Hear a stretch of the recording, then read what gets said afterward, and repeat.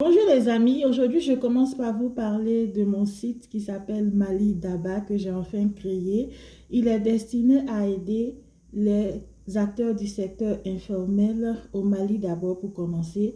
Après, nous allons nous étendre à d'autres pays.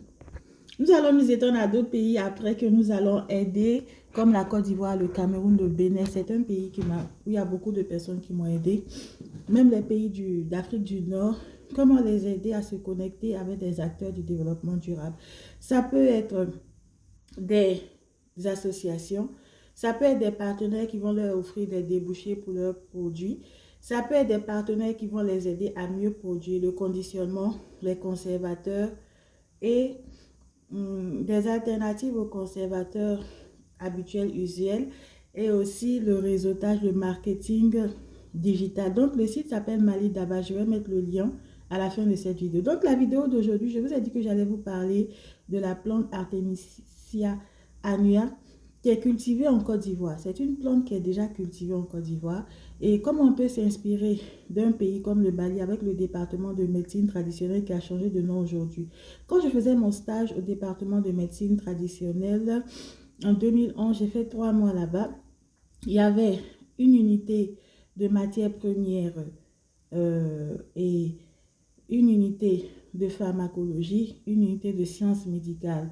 Actuellement, ils ont ajouté une unité de recherche clinique qui travaille même avec des étudiants et ils collaboraient avec la coopération suisse pour introduire des plantes médicinales afin de garantir la biodiversité du Mali. Donc, en Côte d'Ivoire, ils peuvent collaborer, c'est-à-dire les associations d'herboristes, de phytothérapeutes encadrées par le gouvernement, peuvent collaborer avec la coopération suisse toujours dans le cadre de la biodiversité, mais aussi pour la recherche clinique, la recherche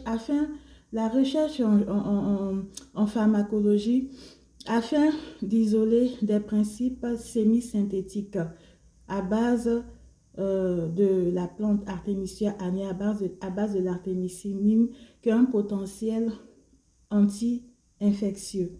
Voilà, développer la recherche pour isoler des composants, des principes semi-synthétiques qui vont permettre de produire des génériques avec un potentiel anti-infectieux. Et ces génériques ne sont pas sous le coup de brevet, évidemment. Donc, tous les dérivés semi-synthétiques de l'artémisinine, comme l'artémiter, ne font pas l'objet de brevet. Donc, ça va permettre de développer des génériques à l'issue de cette recherche scientifique avec des génériques avec un potentiel anti-infectieux. Ensuite, il y a des petites unités locales de production. On peut s'appuyer sur les herboristes, les phytothérapeutes. Le gouvernement ivoirien peut les appuyer une fois que ces génériques seront mis à disposition. C'est une manière d'aider ces herboristes, ces phytothérapeutes, les aider pour le conditionnement.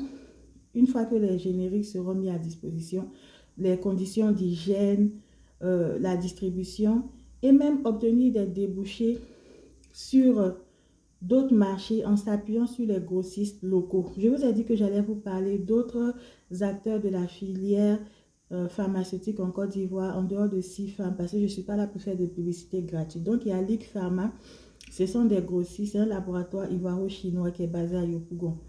Voilà, eux, c'est des grossistes.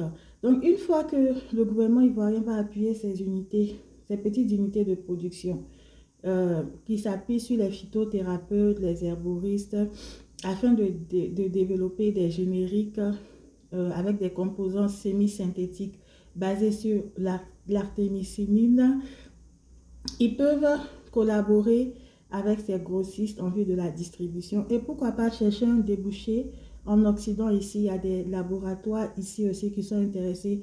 Il y a des grossistes qui sont intéressés par ce genre de produits. Bien évidemment, il faudra faire les procédures. Ces laboratoires ici, en France, en Occident, ils ont les moyens de faire les procédures pour l'autorisation de mise sur le marché. C'est une manière d'offrir des débouchés à ces produits et aussi de garantir la biodiversité. Il y a aussi un pays comme la Malaisie avec lequel on peut collaborer, on peut coopérer pour la recherche afin d'isoler des principes actifs semi-synthétiques avec un potentiel anti-infectieux. Je reviens à mon site Mali Daba dont je mets le lien. Si vous êtes un commerçant au début, on commence avec les acteurs du Mali parce que c'est mon pays d'origine. Je commence par là-bas et je n'ai pas les moyens de faire gros. Donc, je commence petit à petit. Après, nous allons inclure d'autres acteurs. Le site va évoluer. Pour le moment, le lien est là. Donc, vous pouvez déjà visiter le site. Il y aura des outils, voilà, sous forme de vidéos. Je vais partager les vidéos ici. Le lien sera sur le site. Pour le crowdfunding, comment lever des fonds. Si vous êtes une petite entreprise du secteur informel au Mali, comment lever des fonds. Il y aura des associations avec lesquelles on va chercher des partenariats qui vont aider ces acteurs informels, que ces associations soient ici ou là-bas. Les entrepreneurs, à la langue, nous allons ajouter même des petits entrepreneurs français qui veulent lever des fonds. Il y aura des outils. Tout ça, c'est gratuit. Hein. Voilà, il y a des outils gratuits pour le crowdfunding, pour lever des fonds. Il y a des outils pour le marketing digital. Il y a des outils pour mieux produire. Par exemple, vous êtes une femme au Mali qui produit qui est herboriste et vous voulez développer votre activité.